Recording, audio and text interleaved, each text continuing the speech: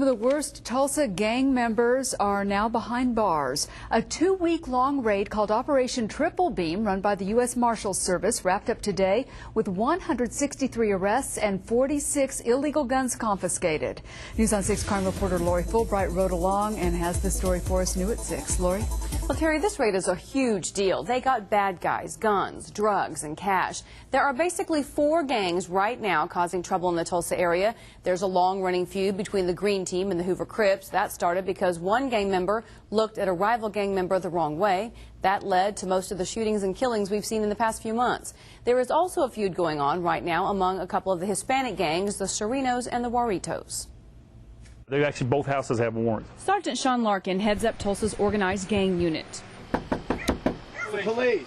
Come to the front door. He and dozens of city, state, and federal officers serve more than 150 warrants in 2 weeks. We're looking for Dominique Sears. The goal is to slow down the gang violence by putting the worst offenders behind bars and confiscating illegal guns.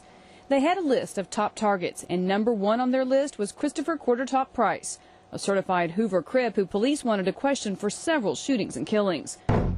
Marquise Pig Smith, a 55th Street Hoover, was wanted for shooting with intent to kill.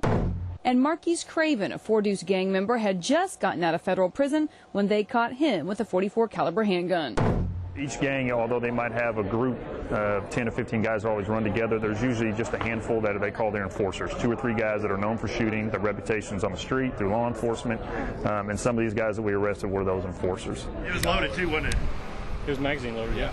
Getting guns out of the hands of these criminals is one way to slow them down, and that was the case with this car stop. A gang member who had been shot when he was just 14 years old, now carrying a loaded gun. Listen, we know what's going on these streets. I mean, everybody's blasting at each other. We know that.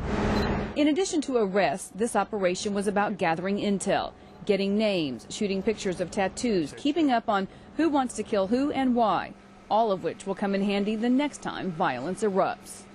This was the first time this type of gang operation has been done in the country, and other cities now plan to copy it. Police say it won't be a one-time thing here either, but they will keep doing it. What you need to know about gangs in Tulsa is out of last year's 71 murders, only 7 were gang-related. Innocent citizens are rarely shot or killed in gang violence. These gangs in Tulsa don't fight over territory. It's usually a perceived insult or threat. Gang initiations involving rapes, flashing headlights, or baby car seats left by the side of the road are all myths. For all of the stats on this operation and more gang facts, check out the web version of the story at newson6.com. Lori Fulbright, the News on 6.